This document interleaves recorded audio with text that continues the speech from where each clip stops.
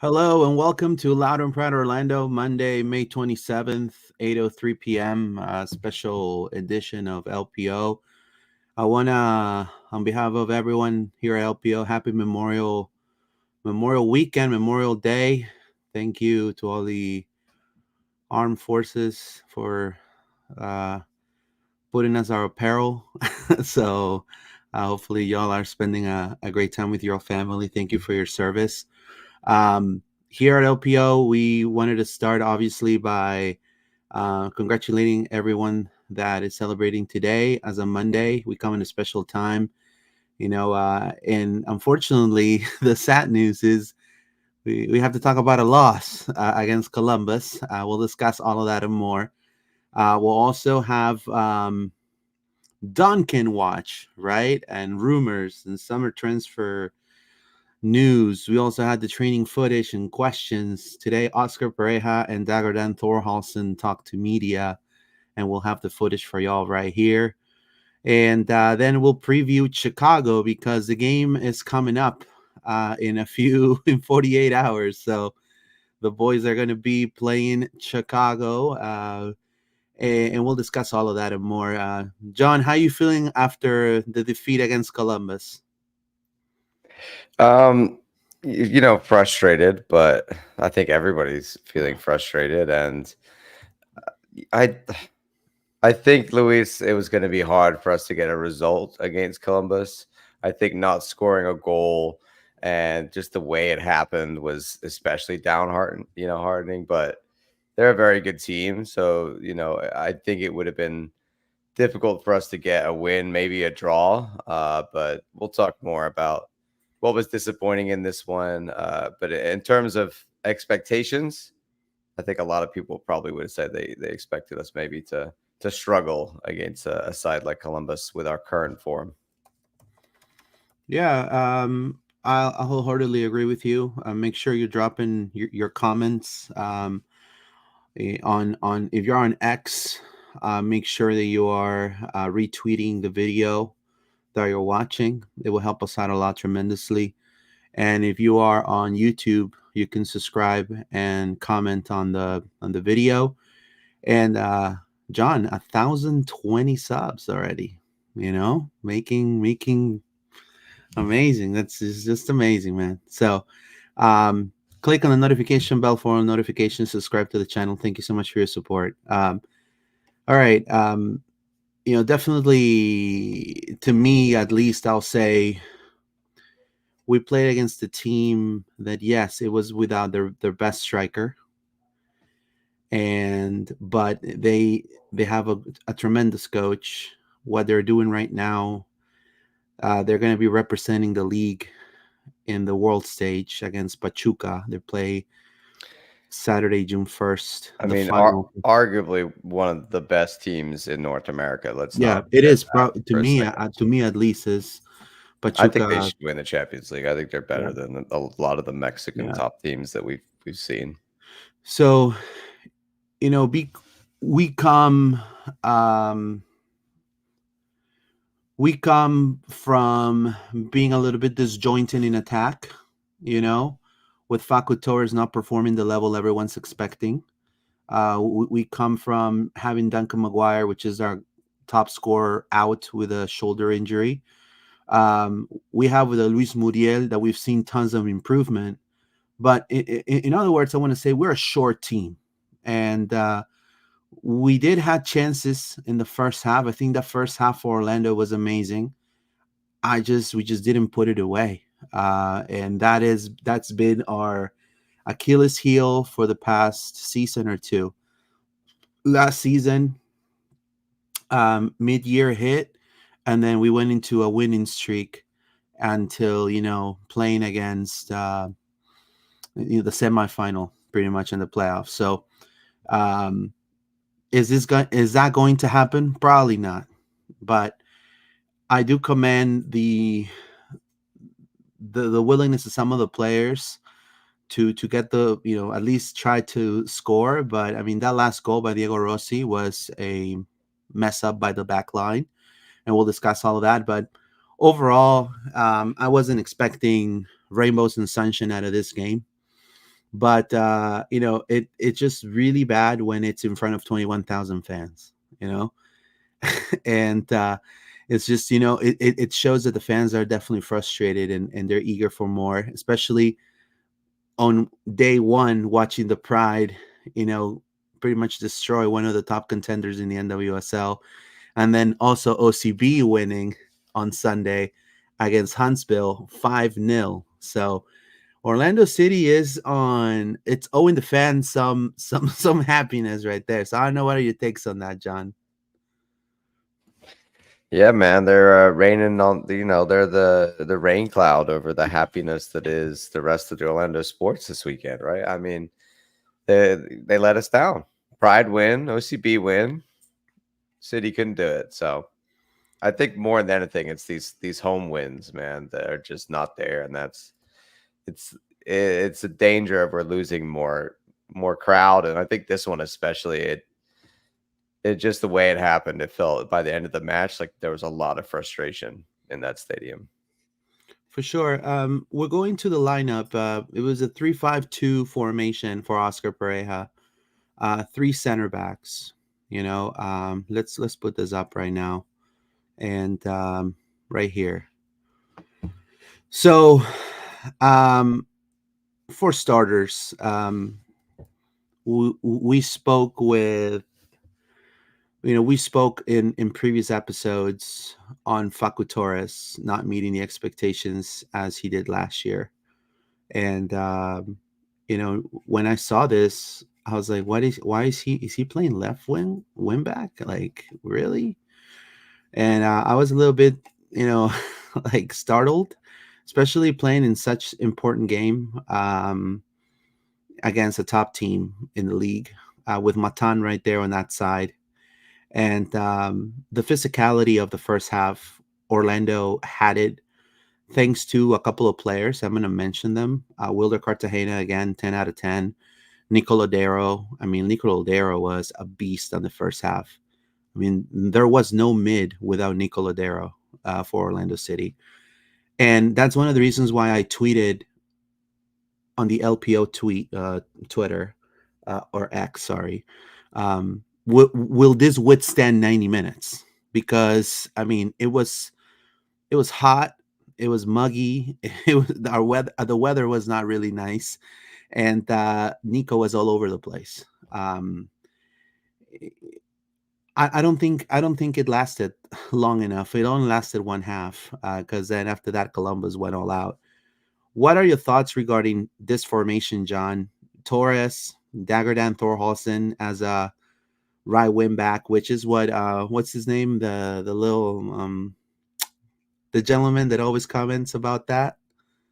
Oh, you're Jim talking D. about Jim Jim D. D There you wants go. him. Yeah, I mean he's basically playing right mid, right wing Uh-huh. back. Yeah. So what are your thoughts regarding this formation when you first saw it? I think, I'm happy with sticking with it. I think Wilder, like you said, he's come alive in this role for him. It just doesn't always work. I think Bracalo is taking his time to figure out how to be that right-sided center back.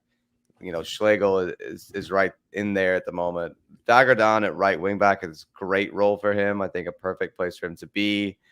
He just needs to stay wide. Like in this formation, we can't have those wing backs coming in too far in field. They need to be the widest guys on the field, and that's where I think Facu Torres at left wing back is just not working because that's Facu is not a left winger.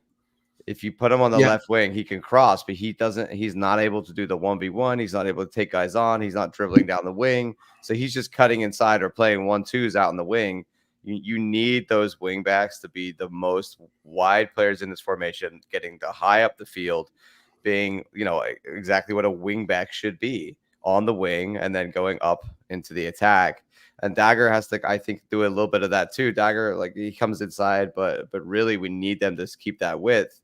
A lot of what I saw was Angulo and Facu were trading off, and like Facu would come inside and Angulo would go out wide, or similar things would happen with Nico and Dagger on the other side, where Nico would go out wide and Dagger cuts inside. So for me, I think if you're going to play this formation, Luis, put Angulo as the left wing back, not Facu. I think I understand he's left-footed. I get that, but he's not. He's just not able to do what we need him to do from that wing position. I think Dagger is doing that on the right side, but you need both sides to make this formation work. Santos came in, and I think that's natural for him. He's a perfect left wing back. So arguably, I'd say Santos over Facu. The rest of it, I mean, Jacqueline is Jacqueline right now. Once Duncan comes back in, Muriel Duncan, that partnership is better. Cesar is Cesar. Nico's doing his thing in there. So I think it works for most of the players. There's a few that I would be like, it's not working for them in that position, mainly Facu. And also Rodri is as a left-sided of the three center backs is not ideal. We need Janssen there, I think, to really make this formation tick. And hopefully some of that's going to come back, and then maybe we got to see this formation with all of the pieces working together as they should be. Right now, I think only like half of them are. There was a lot of frustration in the starting lineup from the players on the pitch. A lot of fans and also myself from the press box, we kind of noticed a lot of back and forth talk between them. And I'll be honest with you, like Schlegel was yelling Angulo, like, stay in position, Um, same with Brecalo the Dagger Dan, you know. And Torres was just all over the place, in my opinion. Now, I do want to say, and this is something that we need to, really, it says a lot about what's happening with our DPs. Columbus used a kind of like the backups, kind of like the subs, the subs on the back line. They didn't put their top win backs. They didn't put, the starters, because Mr. Wilfred Nancy, he probably is like, okay, look, they're putting an OCB guy in the attack. he I think Camacho and Steven Moreira and Arfsen are going to be enough. And in a way, if when you look at it really cynical like that, in a way, unfortunately, it happened. It worked for them. Because when he put the starters that they're going to be playing Pachuca, they took over the entire game after that. And they controlled the game. The second goal came up, and it was a Don Dada right there. If we're already going to experiment with Facu Torres as a left wing back, might as well. And again, I don't know what are your takes on this, John.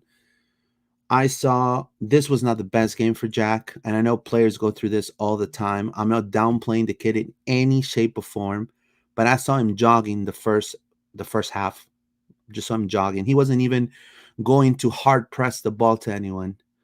Would have you maybe, like we said here in the preview for this game, maybe put Martin Ojeda up there at the top as was the striker with Muriel? I think so. I think that was second half when we saw the strike partnership of it looked like Ojeda and Enrique at one point were up top together with Muriel, sort Yeah. of even like in the 10 at that point. But Muriel and Ojeda or Muriel and Enrique, if he's ready, I think over Jack, it was an opportunity here for Jack to step up, Luis, and Correct. he hasn't looked like, obviously he got the goal against San Jose, but he's a good poacher. Like, he's a good finisher in the box if you put it right in front of him, but he needs to do everything else. And I think you're right that he's not. I don't know if it's he doesn't understand the press or he's just not running as much. Like, compared to Duncan in that way, he's not as hungry. I don't see the level of hunger from Jack Lynn. And when you have the skill level he has, you've got to make up for that in hunger and drive and determination and pressing and doing all the things off the ball that to get your chance to earn the right to play, as they would say. And Jack in this one, I think he looked like an ex-pro player, man. That's what I'll have to say about him. He looked like an ex-pro player, and I don't know if that's almost like his fault, but I mean, how far away is MLS Next Pro if the guy that won Golden Boot and like MLS Next Pro MVP 2 years in a row looks that far off when we really give him a chance in an That is a MLS? scary thought. That's what I'm saying. It's like I know a lot of people have said for years, like, get Jack to USL, get him, because the gap is too far. And so now you're seeing when he's trying to close that gap, and the you can see the gulf in quality there a little bit for him. So Look, I don't think it's like definitely he's never going to be a good enough player for us, but right now you can see he isn't. look. I'm not gonna question the man's hunger. A bad game happens to everybody. He, it is pretty imposing playing the reigning champs in a way. I mean, you're talking about Matan was a 10 out of 10 game. He always plays a great game against Orlando. We should have already known that. Darlington Nagby, poised presence in the mid. Adam Morris also drawing that penalty. You know, Chaberko had a great game as well in the first half. Now, it,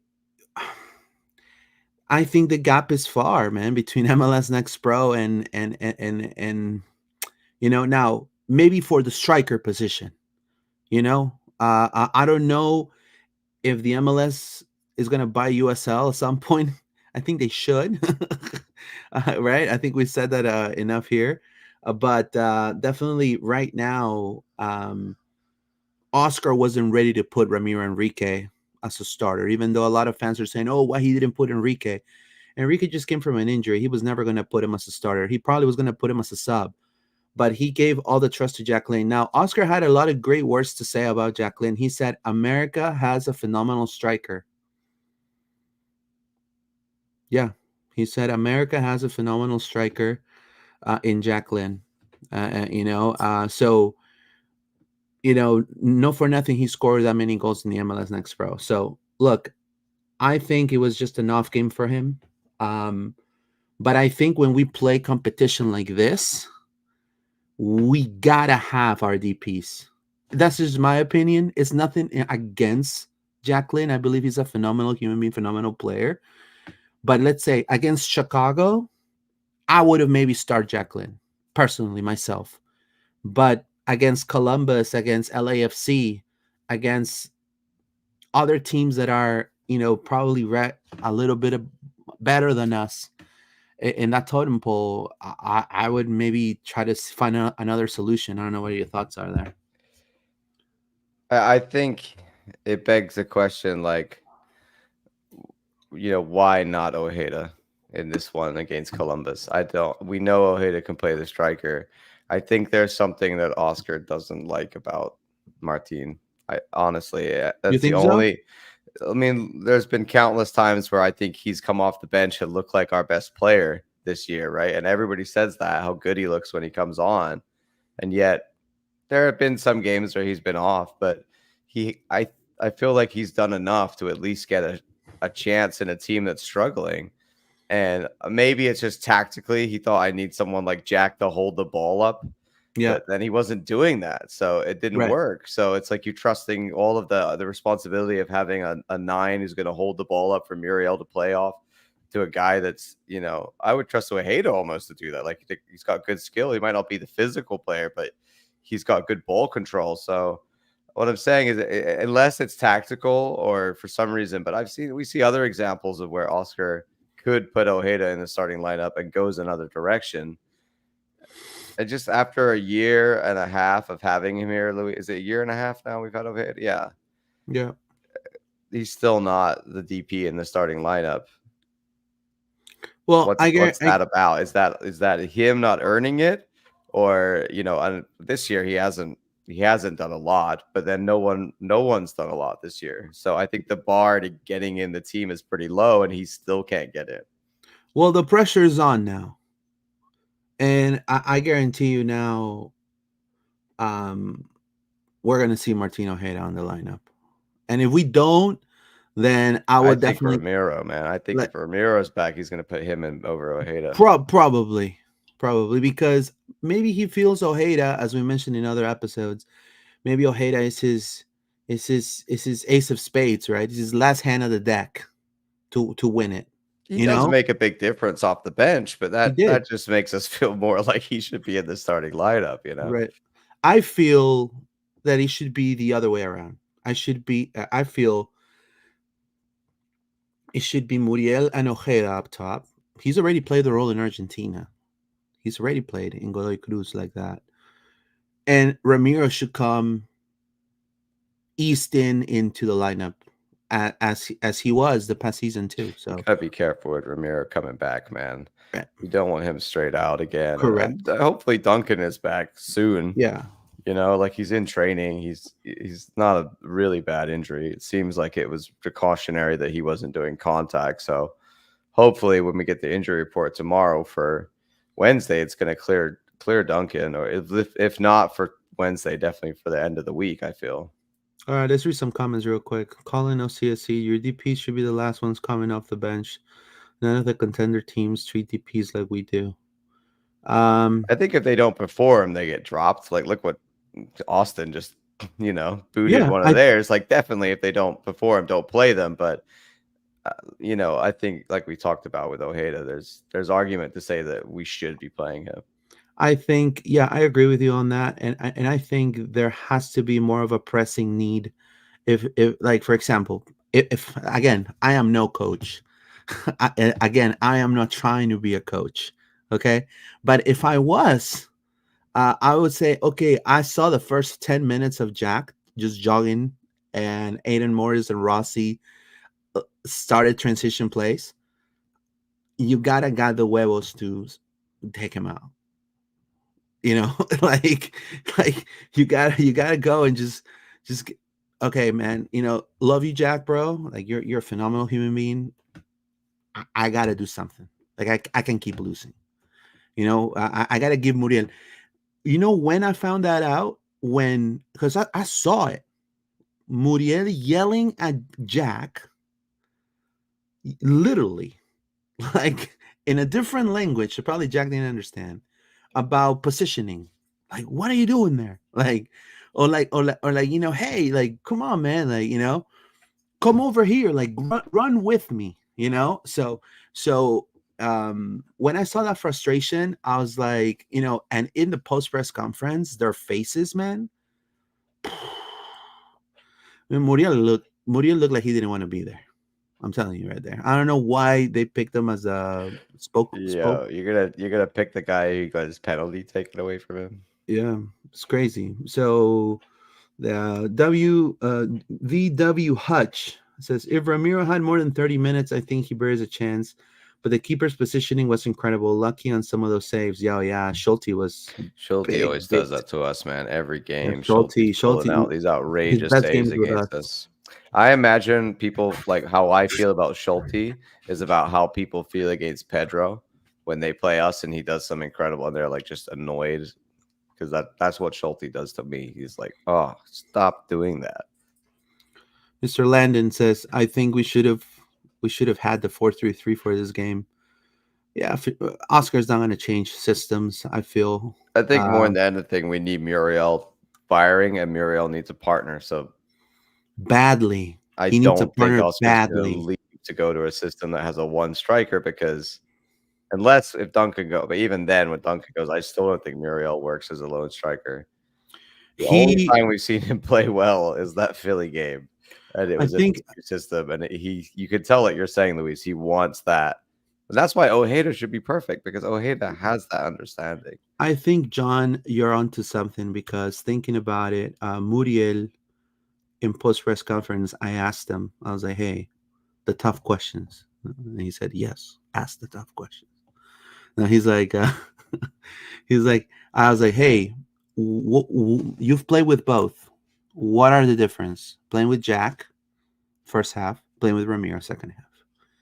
And I feel he didn't really want to say what he really wanted to say, but he said, Jacqueline's more of a poacher, holding up the ball, 9, which I kind of also do. And Ramiro's more of Duncan's characteristics. So right there, in a weird way, if you really try to analyze his wording, he tried in a nice way say, I think with Ramiro, something could be brewing, right? He's similar play, he said, as Duncan. So in my opinion, this is Stream Jesus. I feel like Cartagena doesn't like that position. He gets frustrated. He just took one for the team like a real one. Um, I mean, he's not a center back, but I mean, he'll do what he can to help the team. So I think it motivates him that the coach was able to find him a second position. You wanted to say something, John? Oh. Calling out CSC. If something were to turn the season around, what are one or two things you think you would cost that? John, you want to go ahead on that? I think several things. I think the big question is Duncan and what's happening with him in the summer. That leads our whole summer changes. Like that's the main thing we need to figure out.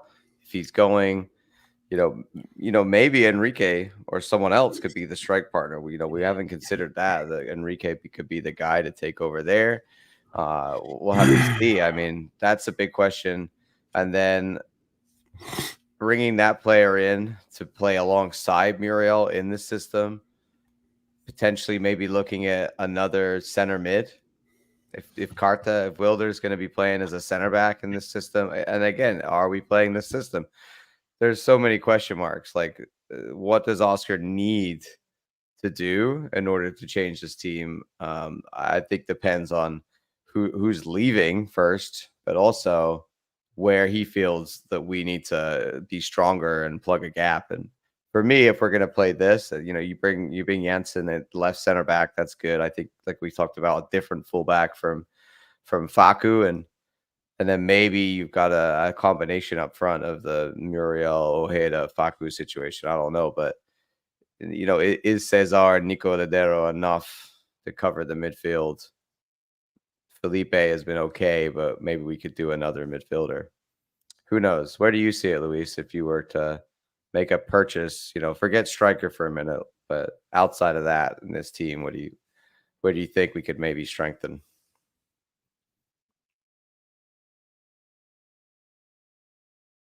We need a. I was muted. Sorry. We need a create a 10. We need a creative number 10.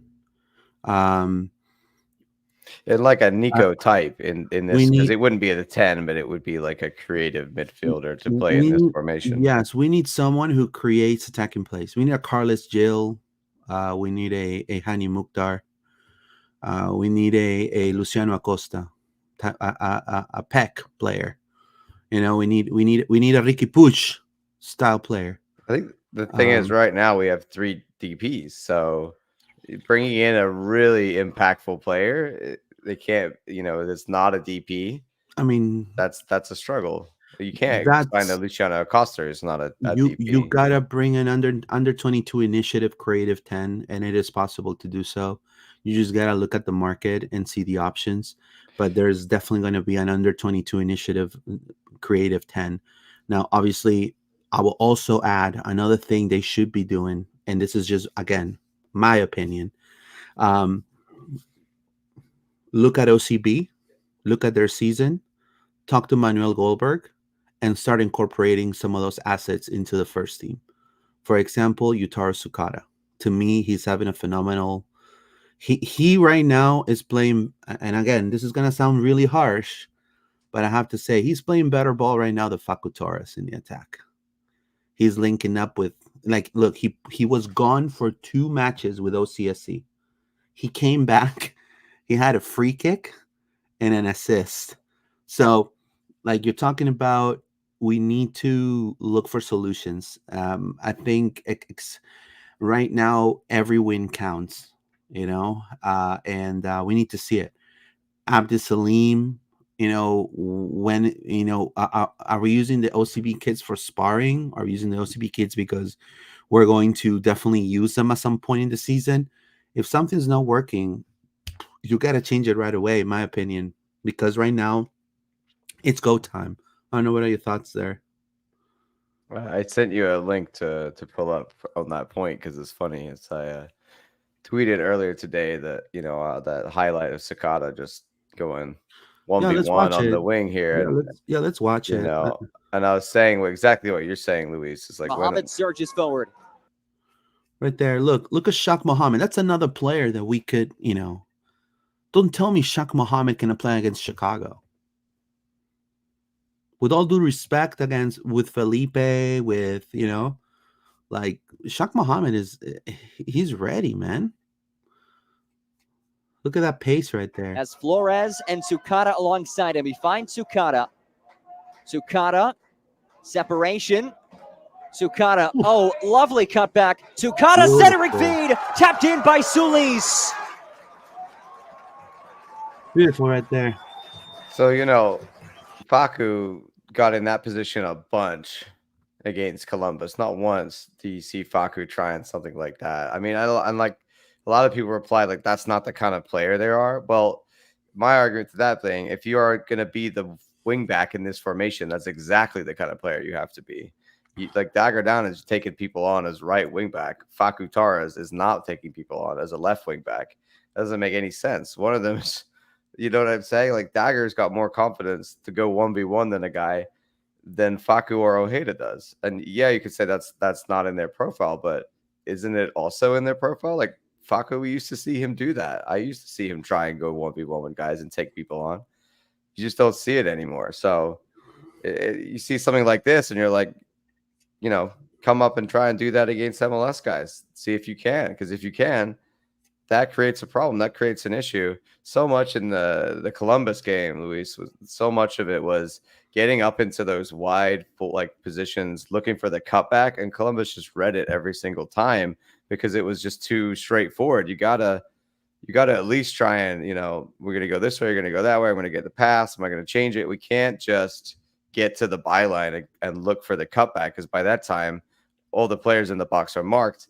Also, there's not enough movement in the box. You watch in the OCB team, so many of the players are getting up with the attack in the field, creating options, ready for that ball to come in. I just don't see that the way we play with the first team. One thing I'm gonna add with Facu Torres, him playing left wing back made news in Uruguay. No one understood why he's playing that position. A lot of people in Uruguay are saying that he's gone down in performance since he started in the MLS. He's not the player he was in Peñarol. They're blaming the league for being apparently a retirement league, right? Him deciding to come here. Also, they're saying, hey, Bielsa doesn't like you. Now your coach in your club puts you as a left winger, left as a left back. What's happening, Facu, right? So honestly, I think with Facu as a left, he had a lot of good spots. I mean, defensively, he wasn't an open door, but I felt he left Rodrigo vulnerable when Orlando will go in transition, because it's in him trying to drive the ball forward. So obviously he forgets to run back, and that puts a little bit more of a strain into Cartagena and Rodri that has to hold that space so they don't cut in transition and try to overtake through Facu's side. I think we should see him as a either a wing, a wing player, or even a striker, because he has also played a striker position. So I just don't see him as that position ever again. I don't think Oscar will try that again. If he feels the need, like he must put Facu in the starting lineup, then do like we talked about with Ojeda, like put him as the striker, like you're saying, Luis, because it's not, of these attacking positions and the way we're playing here. Yes, he's doing an okay job as a defensive left wing back, but you've got Santos. Just play Santos there. Play Facu in one of the other roles. Like, what is Angulo's position in this right now? Like, I don't understand what he was doing, Luis. Like, he's floating around. Like, Angulo is not on the wing. He's like kind of going out to the left wing. Then he's going out to the right wing. I'm like, you took the guy who is the winger and you put him in the middle, and you took the guy who kind of isn't the winger at all in Facu, because even when he played on the right wing, he cuts inside. He likes to be in the middle of the field, and Angulo likes to be on the outside of the field. So why have you put them in that position? I don't understand that one. So I think this formation would benefit massively from, like we talked about, moving a few players around into more suitable roles. Now, in the end of the day,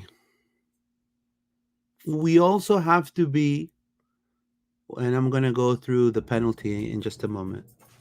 We also have to be, if Facu for some reason is not working out, you also have to have the huevos to sub him out, and that goes to any player. Now, I don't doubt that Oscar will do that, but you have to understand also there have been many DPs in this league, and again, this is not to say that it's always us, Orlando City, it's always us, man, like we always do, we should hire, we should have Cristiano Ronaldo playing in our league and Griezmann and Lukaku. That's not going to happen. But there have been DPs that have not panned out the way they wanted to, or they've had really 2 bad years and then blossom year 3, 4, whatever. But Edison Flores from DC United is the best example I could put. He came with a lot of buzz from Morelia, from Liga MX. One of the best players there, top goal scorer, scored, I think, 13, 14 goals that season. Wayne Rooney retires. He gets the 10 from Wayne Rooney. You're talking about Wayne Rooney, a big name player. DC puts all the posters with his face all over town. A complete total bust in 2 seasons. What's DC doing now? Are they crying? Are they like retiring of soccer? They're going to sell the team to another city? No, they regain, recompose, and just try to sign better players. And I think it could happen. No one's perfect, in this sport, and I think. Again, if Sukada is having a better chance than some of our DPs, we gotta be ready to make that switch, because we want the team to win. Because at the end, the team does well when they win. So, go ahead, I think Colin's comment here is, if Oscar doesn't jive with Ojeda, we have to move him and open that DP slot for an impact player.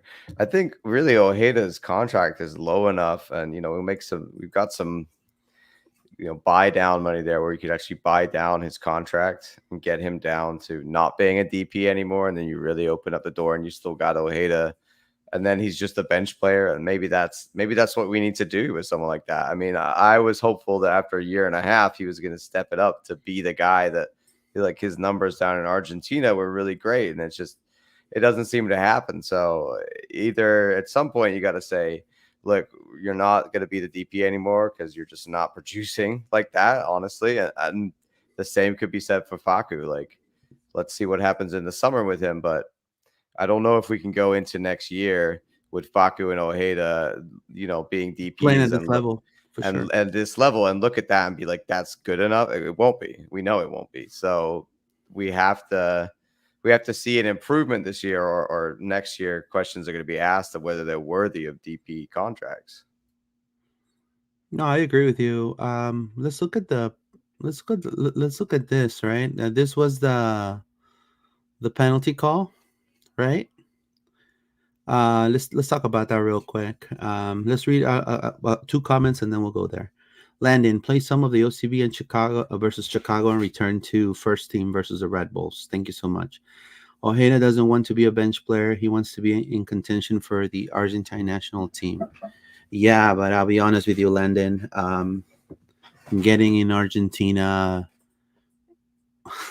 he's past the point of even getting a look. It's impossible, dude. He might have. He could not.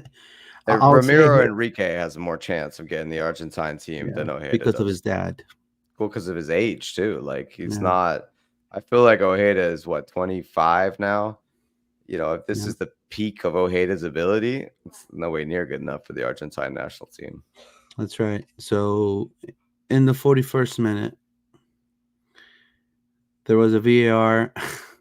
There was going to be a penalty after a very choppy first half as well. Yeah. So, in the best rhythm Orlando was playing, in my opinion, in the first half, this penalty VAR call came about, and unfortunately, you know, I mean, the first thing was, it was Muriel setting it was Muriel setting Jacqueline with a great pass, and then Jacqueline wasted the chance, and then um, the ref pretty much used the stoppage to VAR review a previous foul that happened in Orlando's box, and then apparently Cesar Araujo grabbed Aiden Morris's jersey and caused him to fall. So the ref erased the penalty for the Lions and just gave the penalty to the crew.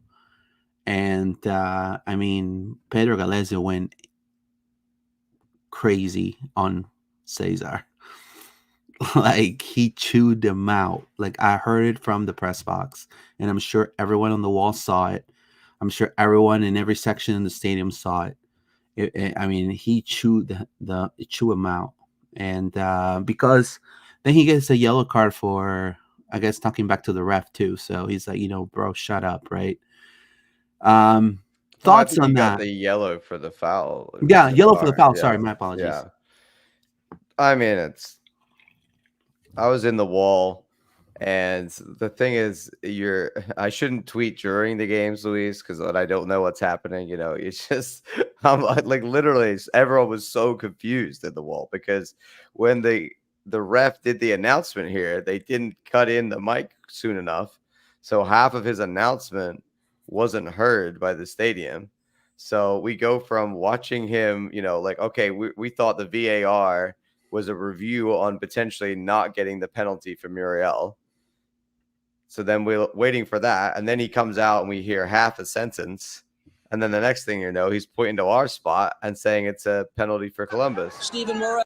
So there's a lot of confusion in the time, of course, by fans because of that. Unless you're watching at home and you're hearing all of this, we don't know why this has happened. So then after that, obviously looking at it back, you're like, yeah, you could call that a foul.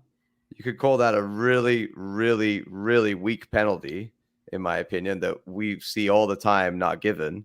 But to go from one box to the other, to call it all the way back for that, I just think it's weak is the word, Luis. It's yes, you could do it, but how often have you ever seen that done?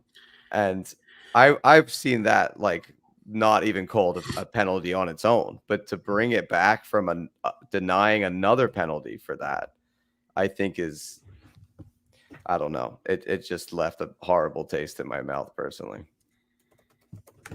Honestly, I agree with you wholeheartedly.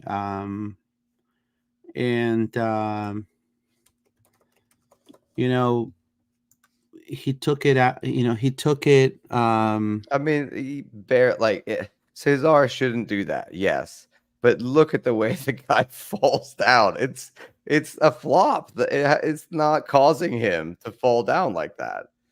So yeah, you touched him. Oh, he went down.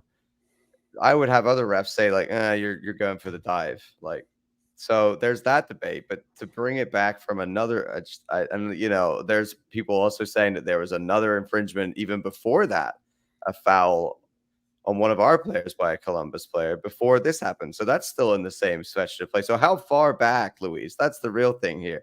How far back does this VAR thing go? Because we could just, honestly, you say within the same patches of play, but there has to be some kind of limitation at some point. And this is the furthest that I've ever seen it happen. And I mean, it like I said, it seems a little ridiculous. I have in the MLS website, there is questions about VAR.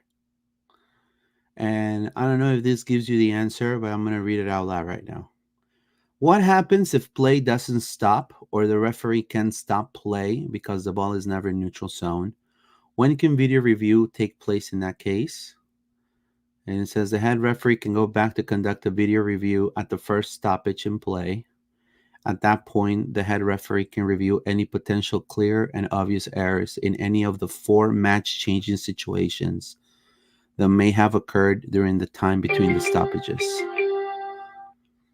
So What's a match-changing situation? exactly, right? Get out of here. So what I'm saying, what I'm trying to say is probably the ref was within. It was a ref decision. The ref was within the boundaries of VAR ruling for the MLS, but any other any other referee probably would have not really called it. I think the ref would have looked at it and been like, "Oh yeah, he touched him," and the guy tried to buy a penalty, but I didn't give it, and then we went up the other end, and I did give that. So that's the thing. VAR is supposed to be used to override any clear and obvious error.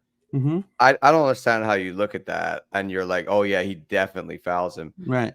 That touch, but it doesn't cause him to come falling down like that. It's a dive, in my opinion, and therefore it's not a foul. And therefore you shouldn't be coming back from the call before.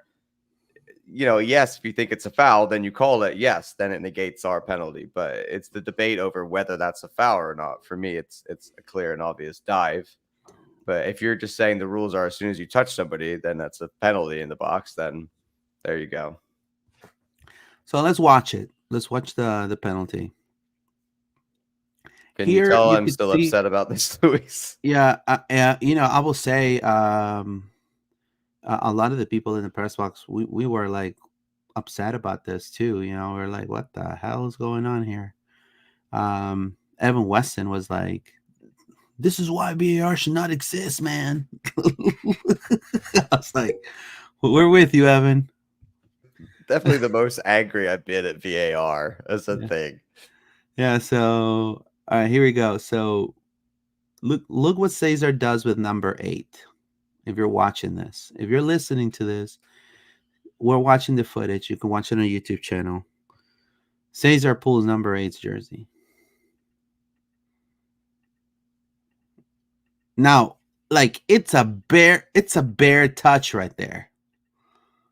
Like, look at that right there. That's when he holds the jersey right there. I mean, Morris feels it and goes down. Like he feels the tug on his jersey and goes down. Literally, he like attempted to put his hand on on his shoulder, and I think he grabbed his collar a little bit, and then the dude just dropped. Like immediately. So it was like a gentle thing. It wasn't like a blatant, And then he falls straight up. And that's when he calls right there. The player calls with his hand. That's a foul. But the ref signals that it's not a foul. Yeah, the ref signals it's not a foul. But then I'm sure VAR called them up or called the linesman. And then he's like, hey, there was a little bit of contact on the other play. You want to review it? The ref could see all of it. He's right there. He saw all of it in real time and put his arm out to say it's not a foul play on. So let's see. We're not turning into the NFL, Luis. Freaking penalty for holding. NFL. Is this like NFL? Holding. No. Penalty for a slight. I mean, yeah, right. Cesar, annoying. Don't do it. You shouldn't do it. It's come stupid. On, bro. Come but on. Also, man. It's very weak. It is extremely weak. It is. It is one of the worst. You cannot tell me that Adam Morris flies to the ground because his slight pull on his shirt. I agree with you. Look at Cesar, and this guy ain't gonna miss. Now you have to say something real quick here. People talk about signings of Orlando City, signings like the Crew with 2 signings got an MLS Cup. Cucho Hernandez and Diego Rossi. Diego Rossi came on a free. Those are the type of signings we got to do at some point too. You know what I mean? Like we got to take advantage of that. Like we cannot be the team that spends the less in the MLS all the time. I mean, it is great for business for sure, but this is the type of player that, I mean, you've seen the consistency he's had in LAFC. Now the consistency he's had in Columbus. Like he's an MLS proven player, and he could play in any league in the world. Charlie Brown jersey, John. I'll take the heat for that. I made fun of them because of the jersey. Yeah, I mean Rossi. I mean it's the second goal too, man. He showed some class there. You got to say, lifting that one over Pedro.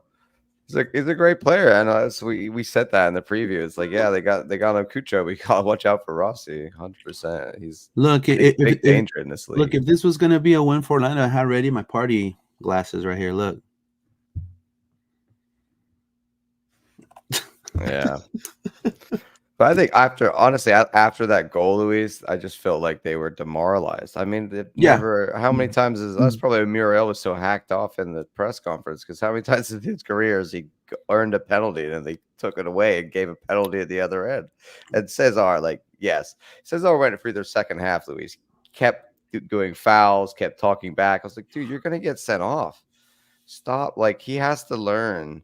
Like he's such a hothead sometimes, man. He has to learn, and I blame Oscar for that discipline. I do. I think he needs to be more firm with Cesar and Wilders like that sometimes too, and even Janssen. Like when these guys lose it, like they either sub him out immediately because I was terrified that he was going to get a red card. Man, he spent the second half continuing like he did in the first half, just throwing himself about. He's lucky he didn't get sent off. No, I agree with you wholeheartedly, and honestly, that's what I'm telling you. You know, when things are not working out, you gotta act right away. And we saw Felipe come in for that reason, but it should have been sooner. Felipe wasn't that bad, and I do also want to say congratulations to Felipe. I think he's had an accolade that he reached in MLS. I think it's 300 and something games in the MLS. 350, yeah. 350 matches. 5 different MLS clubs. Yep. 350 matches in the MLS. What a phenomenal career with Felipe Martins. He's definitely, when he's coming up the bench now for Orlando, he's making his mark, and I'm glad to see that. So I also want to say, Luis, that like it's not that far off on the stats. I know it wasn't a great game to watch, but we make it sound like we got blown out in the water. We didn't. It was a fairly tight game, except for these moments like the penalty that they got, and the Rossi breakthrough where he just had that skill. Like that's the difference right now. Like our team, we had those opportunities. We had more big chances. We had more total shots than them. Just our XG is less because we're not clinical. We get up the field and we just all we do is the cutback, like I said, or it's just the quality isn't there, or the pass is off, or it was the same, but that doesn't mean that it can't turn around. That we've seen that in the last 3 games. I think that the lack of quality in the final third, but in the Philly game, we're hitting everything that we need to hit. So let's hope that maybe we can, against these 2 opponents this week, we can start hitting the back of the net again. Yeah, before this match, we held 2 clean sheets, so we've only conceded against Columbus in the last 3 games. Correct. So if we can hold clean sheets against the likes of Chicago and New York, but we just got to score some goals as well. That's right. I wholeheartedly agree. I do want to give a huge kudos to Rodrigo Schlegel because he continues to fill for Robin Jansen, and he's gotten an amazing, solid performances in the past few games. Defensively, he's put out multiple fires for Orlando City. I do. This one is one of them right here. Just look at this right there. And But look how far you know what I mean. Facu and him there is called by the fact that he's out of position. So. He's out of position. Wilder also, Pedro also, Brecalo as well. 91% of his passes were completed. A lot of most of the long balls were sent to the attack. It came from Brecalo. And honestly, yeah. Let's watch the second goal real quick. How do you feel about this? Like, was this like more of like a Rossi making that run sooner, but also it's a great run by Diego Rossi and an incredible finish. Like it's not. Yeah, I don't want to bash Pedro, man, but I'd say he stay on his line there. You know what I mean? I get it, but just let Rossi have a shot from there because he rushes out and Rossi sees that, and then he rushed out so soon that Diego knows. But obviously it's skill too. I mean, that's the only thing I would say. And also Brecalo, it's a combination of all of that. He's got to follow his man. Maybe Pedro could stay on his line, has more of a. So, maybe Pedro came out because he felt okay. He already beat Brecalo. Let me He's gonna have moments. There's gonna be moments. Yeah, this was one of the fuck ups. Sorry, but I know that I just cursed, but it was one of the fuck ups for Brecalo. And it's gonna happen. Actually, crossing it to. I mean, some of these Schulte saves as well, like to Lodero, right here, right there. Yeah, Schulte came. Anyways, man, let's do some comments. Joshua Tall, I hope we bounce back and win on Wednesday and Saturday. We had many chances last game to tie it and get the lead. Very painful. Play the second goal. Brecalo needs to contest that. Yeah, we totally played it. Thank you so much. I am personally more upset at Cesar. You can never trust the refs with this stuff. The players should know that they won and not do dumb stuff like this. Correct. G Turtle, I always say the refs are against us, but this call was insane. Even watching it on TV, I was confused. Correct. 120 people watching us. Thank you so much. About 14 people on Loud and Proud and about 106 on LPO on Twitter. Thank you so much for your support. I'm in Namek, as you can tell.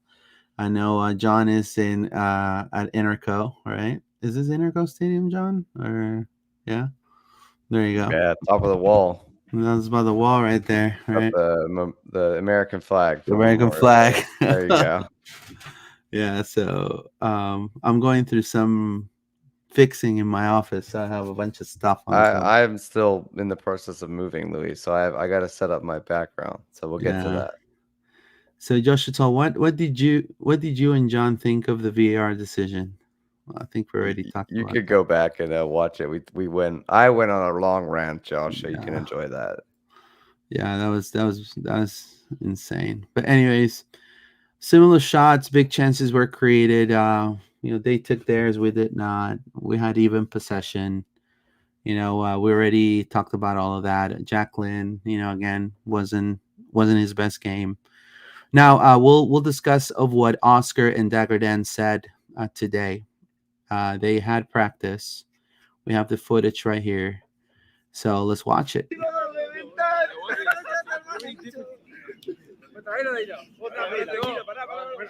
They're not allowed to be happy after a win, Luis. Remember, Yeah. You can't have joy in the training after a win. That's not acceptable. That's right? It's just funny because everyone thinks like, oh, you should be, but this is their reaction. I mean, they gotta, you know what I mean? They've gotta. That's the way you train is they want to keep it light and positive. It can't always be reviewing the bad things. And I'm sure Oscar had comments about their performance and everything, but at the end of the day, you gotta put a smile back on and go again. Correct. I mean, you cannot, in just 3 days. I mean, you cannot just, end the world and be so, just like this is over. You don't have time to think. You gotta go to the next game and just try to win. You know what I mean?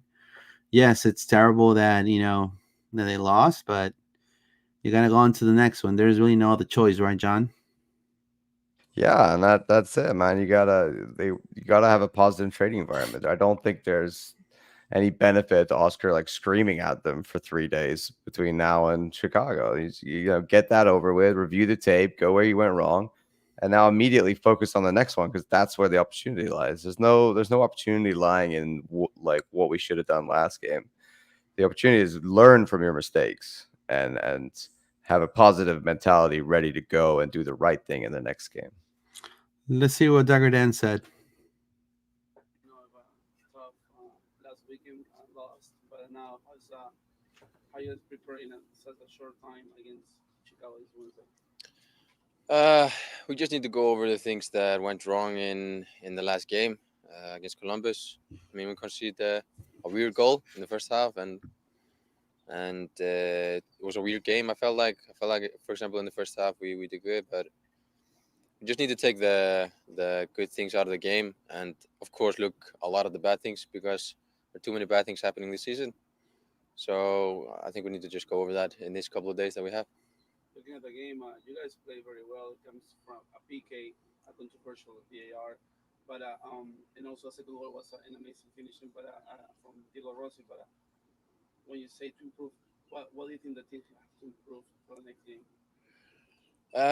We concede a lot of goals, and I feel like we're always saying, yeah, next game, next game, next game. But I think we also just need to take a little bit of a responsibility. Like, it's on us to There you go. turn things around, us the team, There and you go.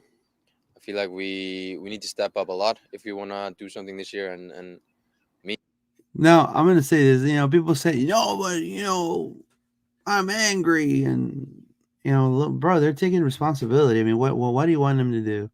I mean, unless you can jump on the time machine and just run back into, the game and just make us win.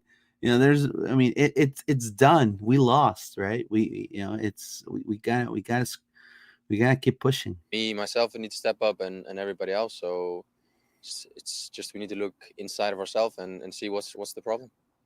Is there a difference with the way you guys play, where you maybe feel a little bit more comfortable on the road, where maybe you can play against the ball a little bit? Do you feel a little bit more pressure at home to dominate games, and maybe that doesn't fit your style? I'm just trying to figure out what the difference is between the good away results and maybe the disappointing home results. It's a good question. I mean, last year, for example, we did the same thing. We started really badly, and then from June, or I think after the Leagues Cup, we won every single game.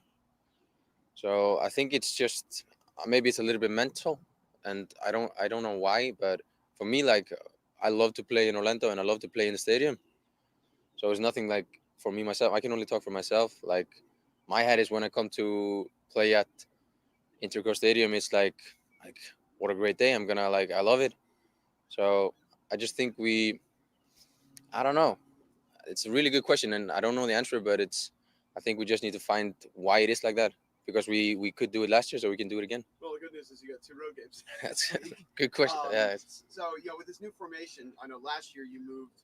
I know you pride yourself on being able to play all over, but becoming a right back from really being more of a central player through most of your career. Now you're playing right wing back, not exactly the same thing. Is it a little bit different having that extra center back behind you? Is there an adjustment period there for you? yeah. I think it's different for everybody in the team. Like, it's a different formation, and of course it takes a little bit of a time to build through that, like, changes we're making, and we're getting new players in and stuff like that. And we lost a big player in Mauricio Pereira, which was like basically the head of the team. So I think we're still just a little bit recovering from that, and we need to do it faster, of course.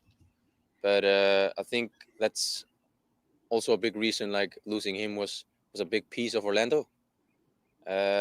So yeah, we just need to find a way to cope without him and cope in that system we're doing. Now, do you agree with that? I don't know, huh? I don't think so. I think I don't. I think Nico Ladera was a perfectly good Yeah. replacement for him. I think it's more than that. I think there's a lot of things. I think a lot of people want to be like, "Oh, no, Mauricio, we can't." But I think that this team needs a creative mid. Yeah. Yes, but I don't Badly. think Mauricio was going to be the guy. Like, he was just the one we had. We replaced him with other guys that can do just as good a job. What we need is someone who's even better than that. What we need is a real true number 10, like a Cucho, like, that can make things out of nothing for this team.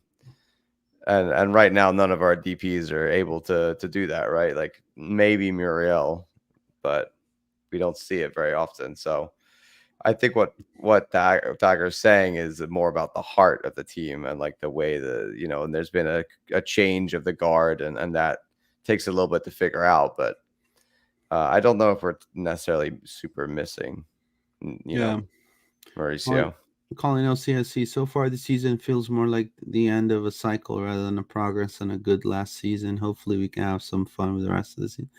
I mean, I think we're gonna make the playoffs. I feel like we're gonna make the playoffs. I know for a fact we're gonna make the playoffs. I mean, like Uh, Dagger said, we were still struggling at this yeah, time last year, and then look how it ended. So yeah, we're all frustrated for sure, but that doesn't mean yeah. it still can't turn around. I think it Right. can. I think the summer is key, like we said. The summer is key. JC Beast 95. Buenas noches, everyone. Two simple mistakes cost us the game, but we need to tighten up and capitalize on the chances we make. I agree. I mean, it was two simple mistakes, but it were big mistakes. We didn't score the ones that we had to. We aren't going to ignore Murillo's missed chances in front of goal. He tried to do one. He tried to do one more unnecessary, like nutmeg or He has like one touch to like, oh, I just need a little bit of space to hit this. It's yeah, like just hit it, man. bro. Just hit it, bro. Yeah. So I agree with Stream Jesus there. Let's see what Oscar said. He has a. Now that you've had a little time to digest it, I've never seen a penalty on one end turned into a penalty on the other end before. Ah. But Evan's still a shock. played well. Yeah. He fucking yeah. Good about the Like I'll team be honest with despite you, kind of a weird- Evan is the first time in a long time I seem so outraged. Like he's like, "There's the cookies," because yeah, but come on, man, like that's what beer needs to disappear, Luis. Like, I was like, I know, man. Like I'm telling you, like yeah, the cookies are Love here, it. John. Yeah, I mean, I was irate in the wall, but I'm the fan, so yeah. I was more mad, Luis, when I watched it back later and was like, "That's what they called it back for." Are you, like get that? result last weekend. Right. I think it's important for us to recognize how is the development of the game. We understand, and when we don't do good and get results, or when our function in the field is not what we wanted, and still we get results, I think we have to digest it and see it. We are very or try to be very precise on that. I thought the boys play well. I thought we had a good game until the 80 minutes when the referee decided to stop the game for some reason. And then from there, we became a chaos, and we lost energy. Those were the minutes that I did not like from our team. But other than that, we play well, create actions to score, and we were the better team. Is the finishing something that you're worried about, or is that just going to come around? You think that's more of just something that will naturally come if you continue to create chances? It is a concern, especially when in a game like this you don't have that accuracy to cross, or that accuracy to find somebody in the box, or being in the box we're not precise to finish it up, and then the concern and the week is, okay, how can we polish that? But we have scored before also, and we were collecting some games where we were present in the box, and the strikers started scoring. So, but this is a day by day. Today we need to be worried about scoring for sure. Yes. Look, I'm gonna be honest with you. I'm at respect for Oscar, and I've been looking at I looked at all pictures I had on my phone. When you have your Google photo album, and I had his first set of pictures when he first got to the team. The dude had black hair, bro. Like it's like being president of the United States. Have you seen when like the president gets in office? He's like, real Well, nice, it's the same with like Pep Guardiola, right? like Jurgen Klopp. Like go back Jurgen and Klopp, look at like that picture of Jurgen Klopp when he joined, and now look, exactly, it's exactly. the stress, man. Yo, The it's stress of being a soccer stress. manager is unreal. It's unbelievable, man. Mad respect. I will not be able to do They're that. literally losing their hair. 4 games of data now on the new formation. How are you feeling about the implementation of the 3-5-2? How the 3-5-2. players are adapting to it? We're growing. We understand it as well that this structure, especially without the ball, is making us feel probably more solid with more density in the middle and in the back.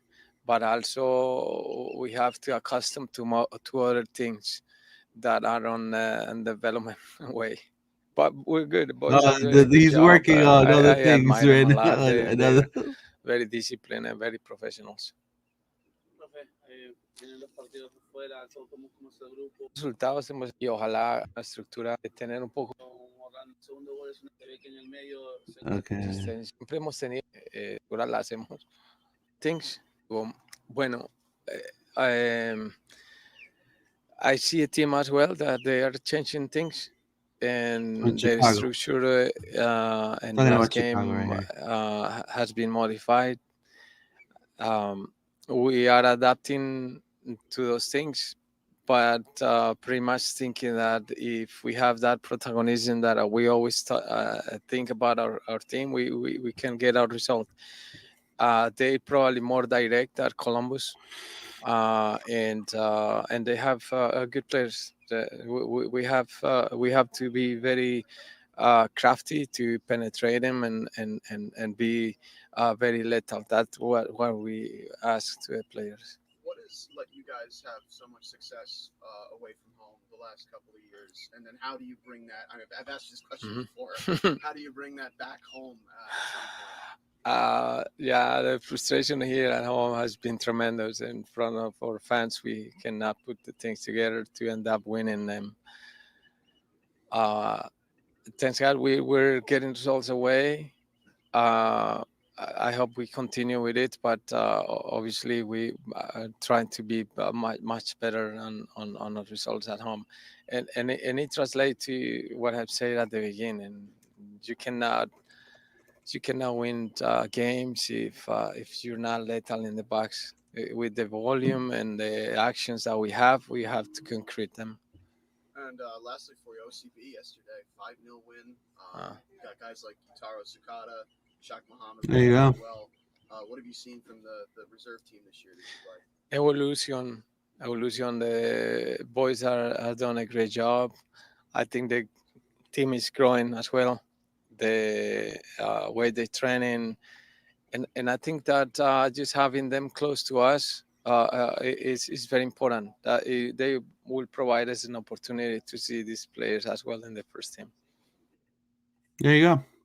So hopefully we get to see Sukata, man. I think it'll be phenomenal. Seeing Sukata, seeing Abdi Salim, seeing Thomas Williams at some point, Freeman, Fabian Loyola, right? For sure, man. That would be nice. So we're going to be talking about a little bit about summer transfer news, right? Yeah. So we have the Duncan Watch, right? I think that's what you deemed them. Ongoing Duncan I do have Watch. to say that little, this right here, this Photoshop. It's a pure genius Photoshop. Right there. That's great. Sheffield Wednesday now are one of the few clubs interested in securing the signature of Duncan Maguire. The Owls are very keen in January, but couldn't quite get the deal over the line. He isn't seen as a priority signing by the Owls. Now, Sheffield Wednesday, good team, John. You that follow the championship. Your thoughts on Sheffield Wednesday? It's like Blackburn. They're a bit better off than Blackburn, but similar, lower end of the championship. So yeah, they were after him before, but like we talked about last pod, there's a whole bunch of championship teams after him. So this is just the latest one that we've seen on Duncan Watch, and we're just gonna keep an eye on it, but until we hear like a real offer has been made or something from one of these clubs that's actually legit and serious and getting talked about by the likes of Tom Bogert or Fabrizio Romano, people that we really know and could trust, and until that point it's all just hearsay of which championship club is interested in him right now. And there was that whole thing with Legia Warsaw, right? And that's they put in a bid that we obviously was not enough. Like we said, it wouldn't be enough from them. And then his agent is giving us updates as he likes to do. This one, yeah, they're here. Of him and Duncan in Orlando. This is a TGI Fridays on iDrive. Whatever that means. Whether I don't, people speculating that means he's going to stay. I don't know. No, I think it means his agent's just talking to him about his options. Summer's coming up. They're having a meeting. That doesn't mean anything. It's just, it is what it is. I mean, we could speculate and say, Orlando, Duncan's about to sign again with Orlando City, right? Right. I think that's a big jump from they had dinner to he's staying. Maybe there are TGI Fridays. Maybe he does like, he likes some TGI Fridays wings. I don't know. I just think that his agent is just, it's just out there, I've never in my life, it's your private meeting, dude. Like, you don't need to. Why are you telling us that you're in Orlando with Duncan? Like why? Like you imagine, and why feel the need to just write the word Orlando? Like, why not be like, great to see my favorite player or something? Like, what is that? What do you? Because he wants you to he's speculate. doing it intentionally. He's intentionally doing it. So, we'll sit here and we'll give you your, here you go. You're getting your 15 minutes, Chris Megaloudis. Is this what you want? Because we're talking about it. We'll talk about Duncan all you want. The question is, let's see some real deal here, huh? Let's get paid, all of us. How about that? Let's pick a club that can actually finish the signing this time. How about that? That's right. So, and then, this right here, I'm going to go ahead and share it right now. Facu Fernandez. Now, Facu Fernandez is it doesn't say what outlet he's in. No, it's just been talked about. So I thought we'd talk about it.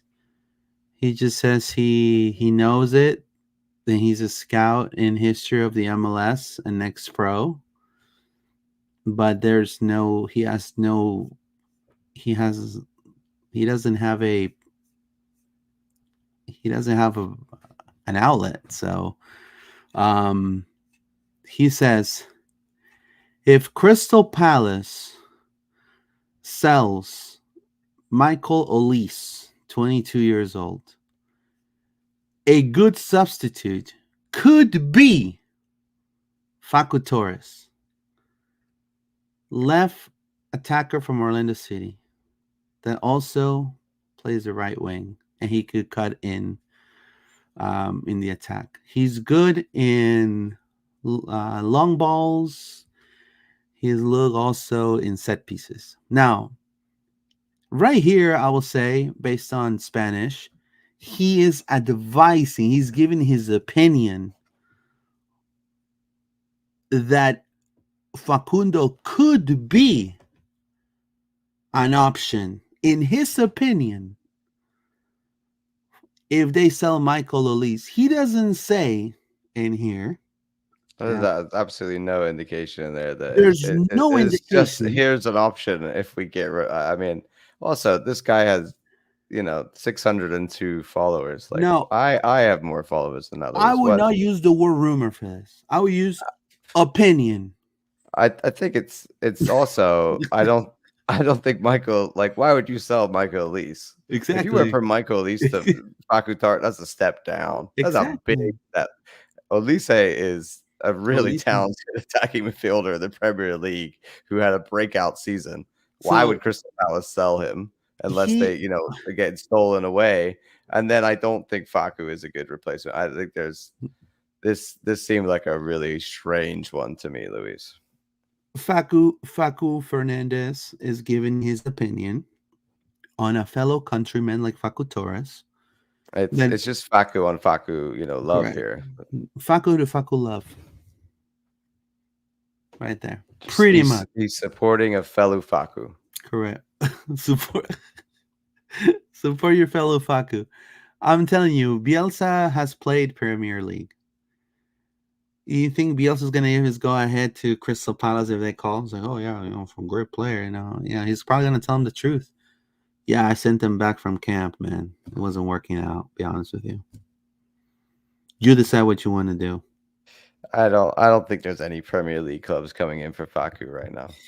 Right now, I guarantee you, we're closer for him to renew with Orlando for 2 more years than him staying, him going anywhere. So, Fuck was not touching the PL this year.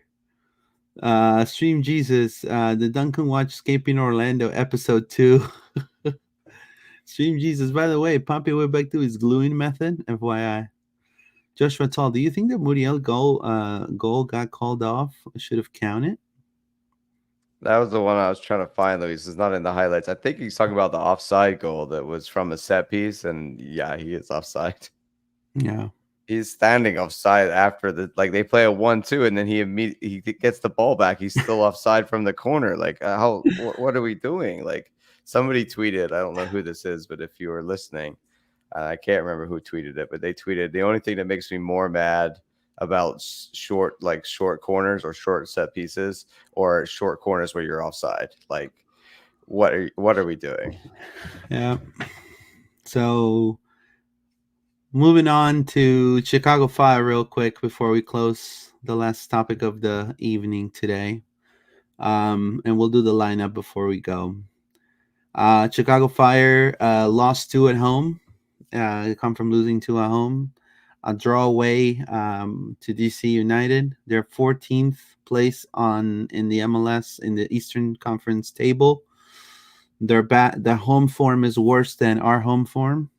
So It's right a now, nice place to go on a midweek Wednesday, Luis. If you got to correct. do a midweek away trip, this looks like a nice one. Yeah, honestly, this should be 3 points on the back for Orlando, and I say it should be because I mean, it we, needs to be. it needs to be. I mean, there's no other way. We are the better team here. We are the better team. Remember when we thought Chicago maybe had sorted their thing out this year? That was funny. No, Hugo Kuipers, what was it, 20 goals or something? There was so much rave around Hugo Kuipers, and Shaqiri's the same old Shaqiri. I feel like they're stuck, man. They're a very stuck team. Yeah. They need they are the just like DC. They gotta make some tough decisions and let players go. Shakir has been a bust, in my opinion. They've had multiple rounds of bad DPs, Luis. Correct. Players to watch, obviously, Hugo Kuipers, Shaqiri, Sheridan Shaqiri. The Lego man himself. You also have my cousin, Pineda, right here in the back line. No Cash Money Mueller. No Cash Money Mueller. What happened? I mean, he's not in that lineup. He's not injured though either, so I don't know if he's getting in the team right now for them. Maybe he's writing the part 2 for. Maybe they're gonna bring him out just for us, just to. Maybe he's just writing to rub salt in the wound. I mean, he played against the Columbus Crew the game before, so maybe they just didn't play him last game, rested him, or he got benched. But I don't know. Maybe we'll see some Cash Money Mueller. Yeah, we're probably going to see him because, I mean, usually, you want to play players that have, performed with the former team, right? So it's interesting. What are your expectations out of this game, John? I think to me, you got to get 3 points. I think, we look at the results against Philly and which great result. Tied in Miami is pretty decent result.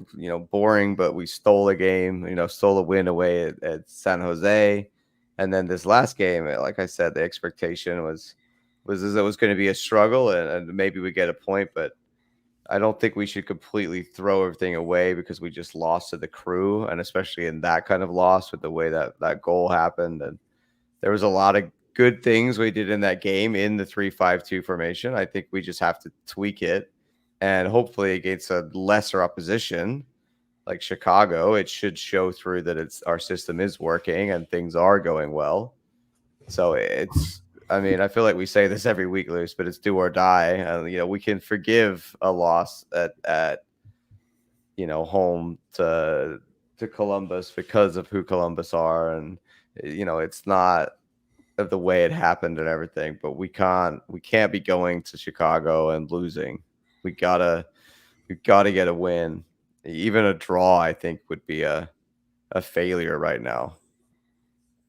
For sure. Last head-to-head we had with Chicago Fire was I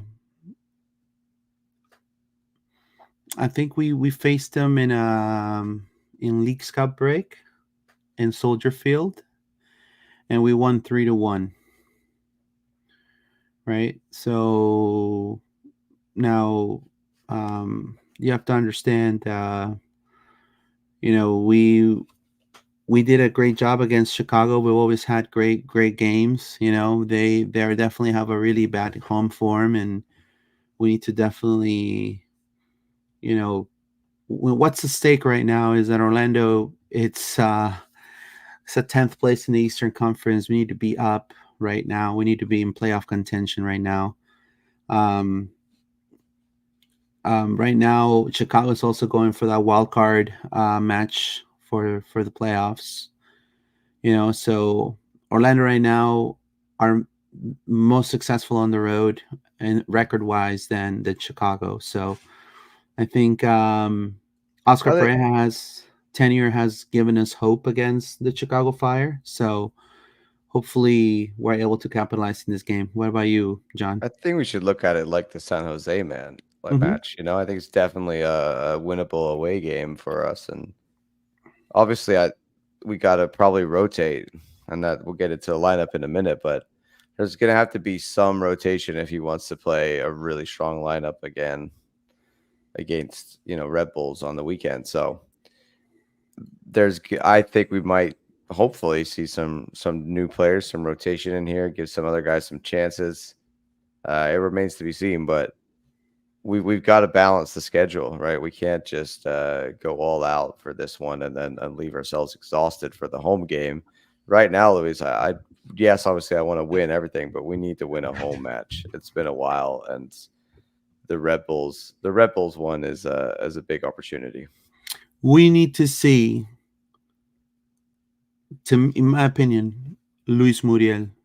I think in this game, Luis Muriel needs to be that. I told you, man, get him a Philly cheesesteak or something. Whatever they put in the Come water on, in Philly man. when he went. Yo, Whatever that come happened on on, that man. Philly trip, Yeah. that's what we need Yo, for Luis Muriel. the nutmeg machine, man. He loves eggnog and nutmegs. Loves all of that. It's We nice need to him find him doing a partner, man. We these need to find him moments of brilliance, but they don't end in goals, man. We need you to do that and then hit it in the back of the net. we need to find him a partner right there. So, also this is the time that we can maybe see some young talent too. Maybe Sakata, man, like we said, I Sukata. hope he's traveling up with them. Um, I mean, you're looking for a creative 10, Fabian Loyola. This Chicago team, it allows you to make some changes in the lineup and bring some young talent. I would love to see Shaq Muhammad as well at some point. I feel like Alex Freeman was a decent come Yeah. on late in the game to play that right wing back role, could do a job there. He came with an assist. Yeah, I mean he's a big physical guy. It's good for him to run that whole wing. It would make sense for him in that position. Again, it's we got to see what Oscar brings up to Chicago with him, and obviously we'll availability wise, right, Luis? So we can get into that a little bit. Is Duncan going to be back? Hopefully, is Jansen going to be back? he's Mikey TGI Holiday. Fridays. Mikey Holiday's also out. Tahiri Brown is still out, but we don't expect him to play anyway. So definitely Enrique is back. What does that do to the lineup? I think we get into that. But the big one is Duncan. He's the best strike partner for Muriel. So if he's back, then our chances of scoring goals go exponentially up. Stream Jesus, I'm grateful we didn't lose our Miami at home undefeated streak, guys. Let's be appreciative for something at least. Well, true. That is true. At least we're above Atlanta. That's right. That's for sure. Yeah, see, Um, you can have that number 10, Luis, and it still doesn't go well. I mean, look at that with Almada. that's right, man. I mean, we could make an. I mean, we could trade, man. I mean, the thing, Thiago Almada was like, how much is he going to go to Europe for? When's it going to happen? Even his stock has come down. Like, he might not get that move this summer because, or someone's going to say you're being underused in Atlanta, and I'll take you away. It depends whether the outlook is that the player's fault or the manager's fault. Yeah, I'll get Thiago Almada and Leonardo Campana right there. Poach them from the rival teams. Well, yeah, that's the thing. If you're Miami, you just keep adding players. You don't have to worry about getting rid of players. You just keep adding them. That's right. That's right. So let's do the lineup. I know you ready to do the lineup, John? Yeah, definitely. That'll Let's be the get last into it. piece of the puzzle. Honestly, it's gonna be. I think it's gonna be the same thing. I don't know if Jacqueline will be part of the first team. No. I think Ojeda, like we talked about. Yeah. Careful with Duncan, but let's go for the Galese, goalkeeper, Pedro, El Pulpo. El Right. Pulpo. Unless you want to put Anna Morehouse right there. No, I think El Pulpa. Pulpo is the. Wait, what? You just got me with that one, man. That was Sorry, I just got you. I'm like, you got Brecalo. We're gonna do the 3-5-2 again, man. It is gonna happen again. I just don't see. I don't think we should change because I think also it takes them a certain amount of time to learn the formation. Like if you constantly change it, it's just throwing stuff off. So, we got to stick to it for a while. If we constantly keep losing, Oscar will probably go back to the 4-2-3-1. But we want, like we didn't, we got a draw and 2 wins before this loss, so it's not been that bad. I think we're gonna see this again. I think Oscar's going to ease Jensen in. I think he's going to wait for him until he feels he's fully recovered. We may see him in the bench like we did last game, And Jensen is such an important piece of the puzzle that you don't want to rush him, And imagine if we rush him and then he has a season-ending injury.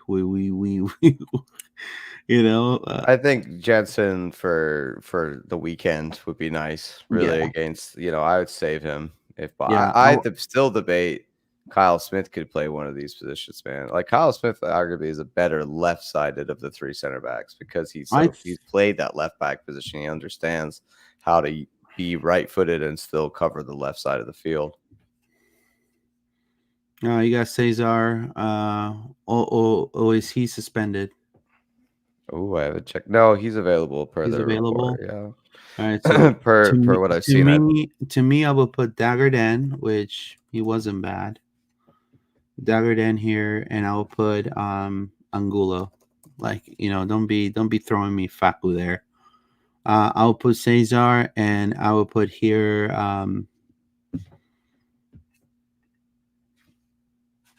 Facu Torres. No, Nico Lodero. Yeah, Nico. And then here I'll put Facu. I mean, I think it's that. I think you got to have a combination of.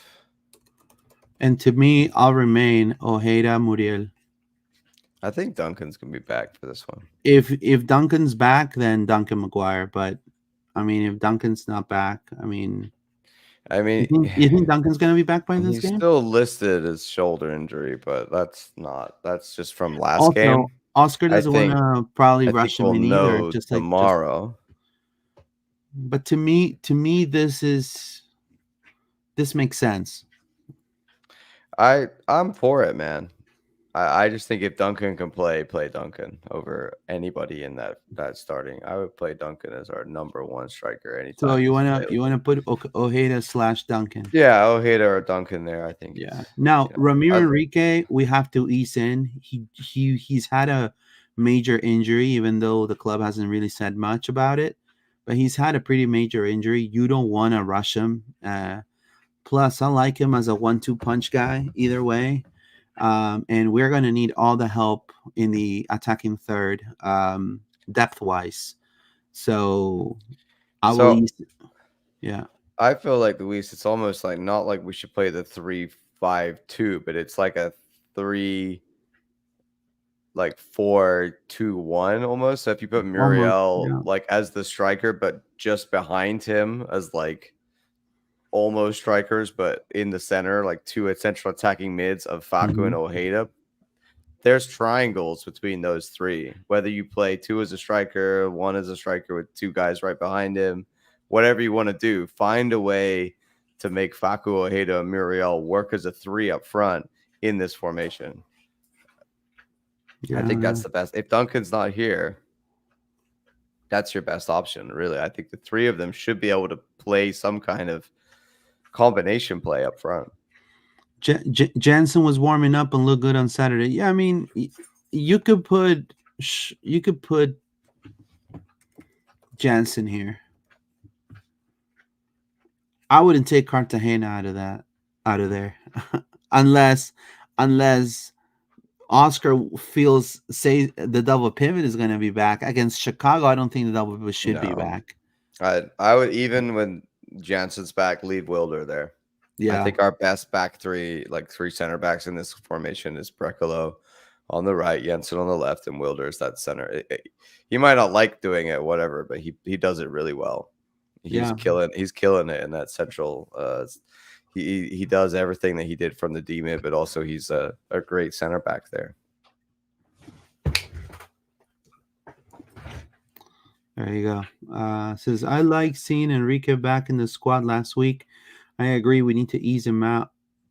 Ease him to not have him hurt again, says JC Beast. Thank you so much. The dedication is real, boys. Thanks for putting that OT to net. We're on a long one, Luis. Thank you, Stream Jesus. Yeah, I think so. This is our lineup: Galese, Brekalo, Cartagena, Schlegel or Jansen, Dagger Dan, Cesar, Facundo Torres, Nicola Dera, and Ivan Angulo, and then up top, Ojeda and Muriel, or Duncan Maguire, Muriel, depending how's their availability. So, anything you want to add? Any last words you want to say, John, before we go? And your prediction. What's your prediction score? I'm gonna go 2-1 to us. Actually, no, 2-0 to us. I don't think they're gonna score. I'll go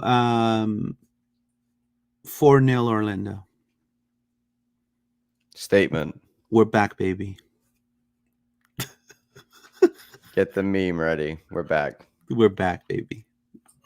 That would be sweet, man. I mean, it could happen. It could happen. I'll wear my glasses. Big for the confidence for the weekend if we get a big win here. Let's see. But I don't want to be completely downhearted after what happened. You know what I mean? I feel there's a tendency for us every time we lose to get really depressed and sad about this team and everything. But it's to remember that the 3 games before that, we got some pretty decent results. So let's hope that it was a blip against Columbus and we can get a couple of results this weekend. And this is a must needed win here, Luis. So let's hope the boys can give us something to smile about on a Wednesday. You know, these road games seem to do well for us. So I'm hopeful. Let's eat some Chicago chili. Do they have chili too in there in Chicago, or the hot dog? You get a deep dish pizza, man. That's like Chicago Muriel, deep dish. Go get yourself a deep dish pizza before this. No, don't do that. Man. You'll be rolling. You won't be able to move. You'll have to go to the bathroom halfway through the game, man. Come on, man. Yeah, that thing is like 90% cheese. There you go. Loud and Proud Orlando. Subscribe. Click on the notification bell for notifications. Thank you for listening. Also, if you're on Spotify and Apple Podcasts, you can search us as Loud and Proud Orlando LP_podcast on X, Instagram, Facebook, and YouTube. And we are 1020 LPO maniacs. So keep subscribing, keep spreading the word. Also, we have Tito the Esquina podcast with Paola, which she's coming back with a thick Spanish accent with a Z. Yeah. She's Yeah. been to Barcelona. Barcelona.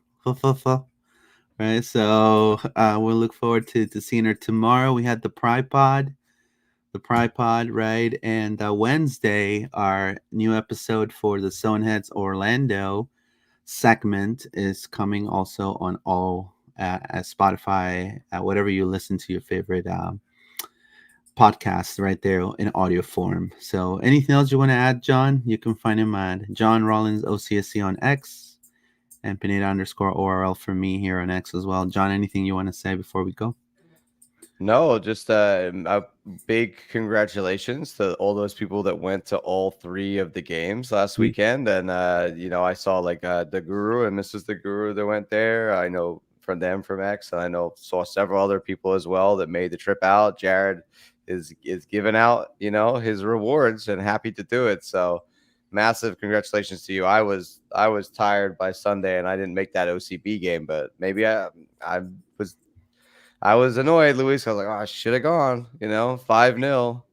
Looked like a really good game, and they had a bunch of supporters out there for ILF, and they did like a little wall moment for them. So that's great, man. Like we've always said, it's OCB. It's great to see some fans there, and those guys, getting the 5-0 win in front of some home fans is great to see. Yeah, for sure. I mean, Kissimmee is getting professional soccer, so they gotta go support there at the Heritage Park. And then also, I'm delighted to see that the Pride is still undefeated, taking names, kicking ass, and chewing bubblegum. So it's fantastic. So, anyways, guys, thank you so much for tuning in here at LPO. We'll see you guys on Thursday, and vamos Orlando, right, John? Vamos Orlando. Vamos Orlando. Take care.